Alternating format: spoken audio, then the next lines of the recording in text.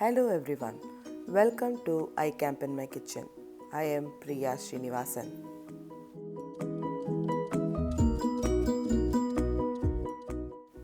Today we are going to make fruit salad with lemon, honey and mint dressing. For this you will need assorted fruits, lemon, mint and honey.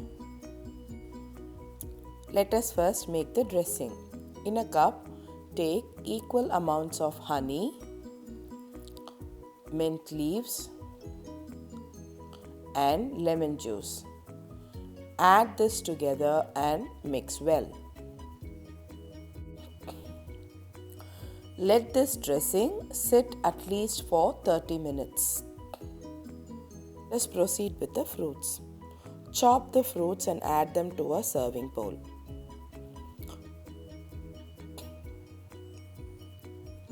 Now pour this lemon honey dressing on top, add a dash of pepper and salt and toss this together.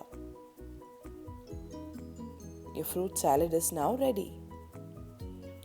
Just before serving, add some chopped nuts and serve immediately.